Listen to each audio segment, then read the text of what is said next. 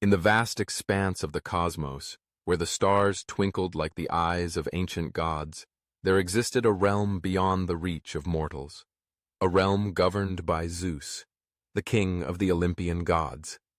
He was often depicted as the epitome of power, the wielder of thunderbolts, the orchestrator of storms, and the ultimate arbiter of fate.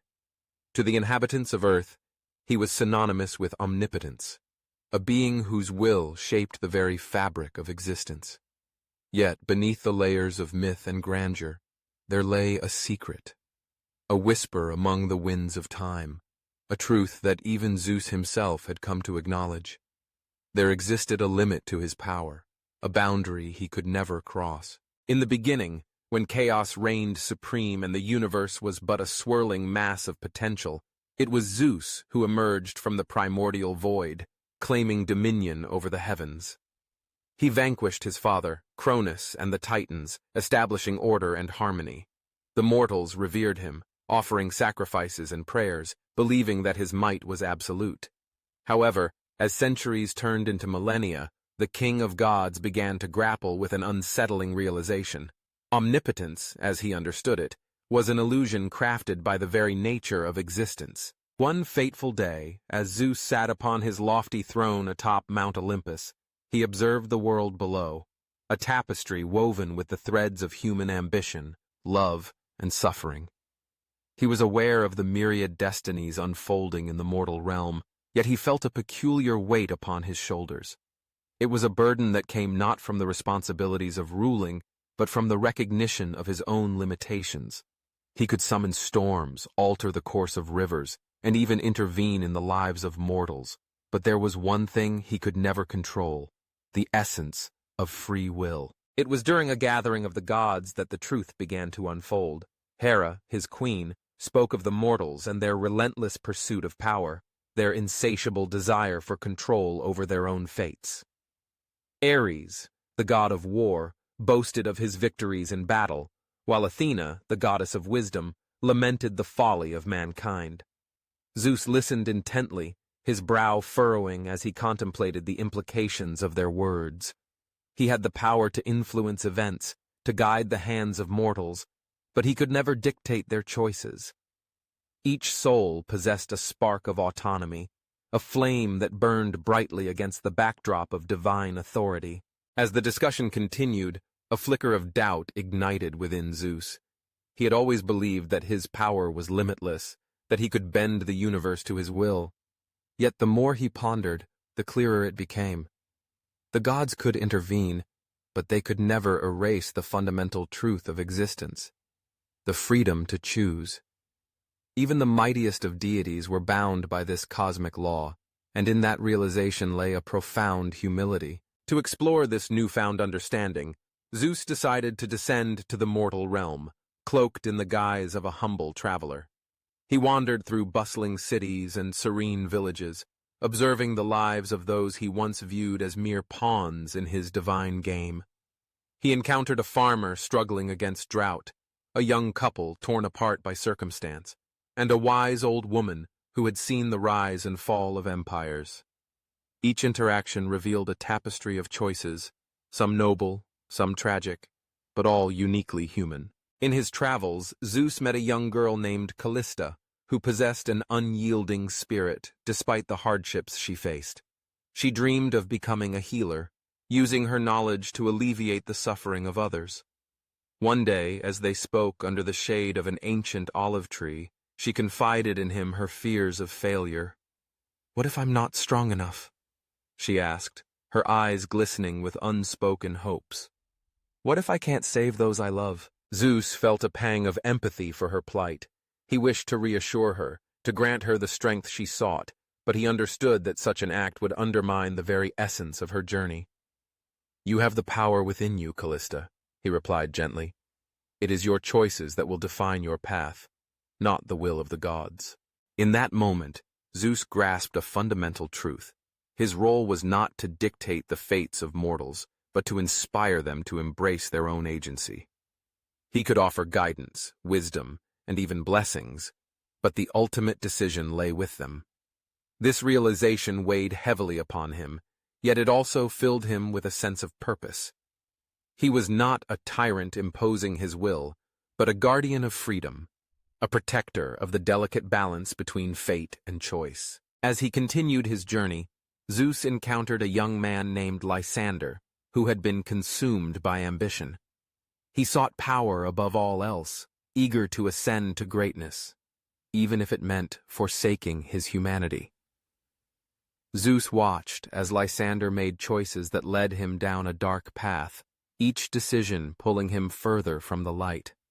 The god felt a deep sorrow for the young man, wishing he could intervene, wishing he could guide him back to the right path.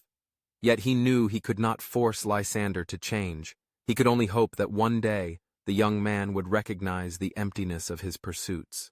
The more Zeus witnessed the struggles and triumphs of mortals, the more he understood the beauty of their existence. Each individual was a universe unto themselves, filled with dreams, fears, and the capacity for change. He realized that the true essence of power lay not in control, but in the ability to inspire and uplift.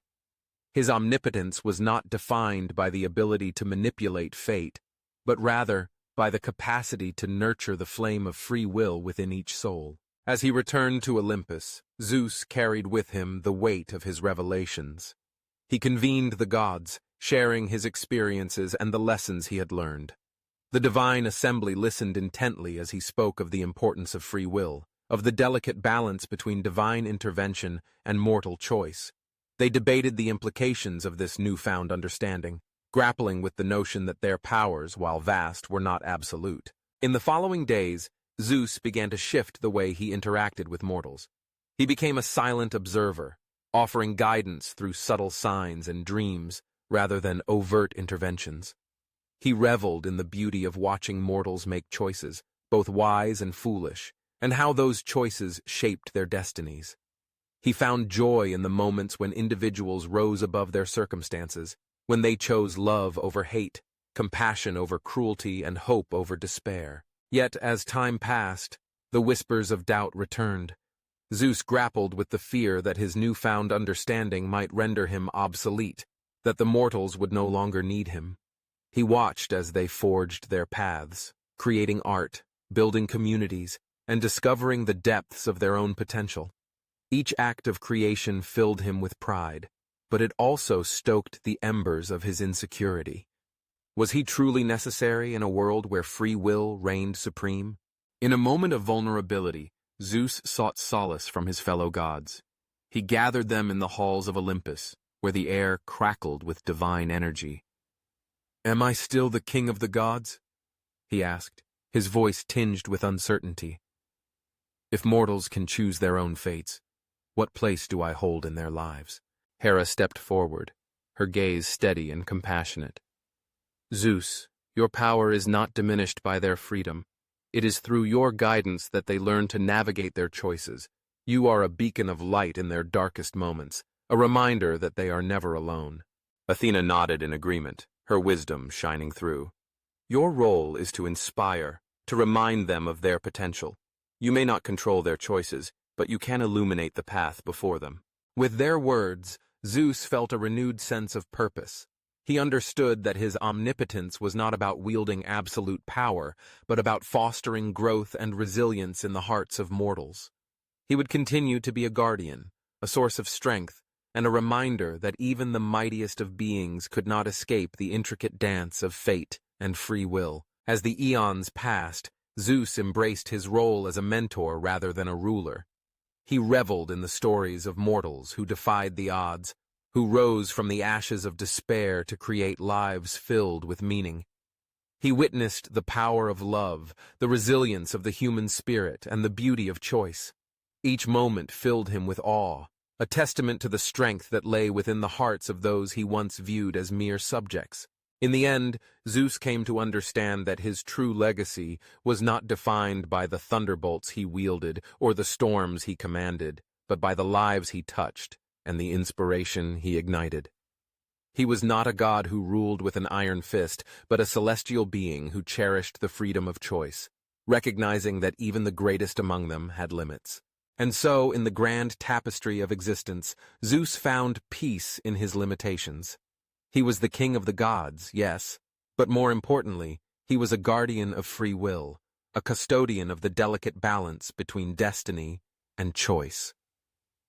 The secret he had uncovered, the truth that lay hidden beneath the surface of his omnipotence, became a guiding principle for all who dwelled in the realms of gods and mortals alike. In embracing the power of choice, he had discovered a new form of strength, a strength that transcended the boundaries of divinity and echoed through the ages, a testament to the enduring spirit of humanity.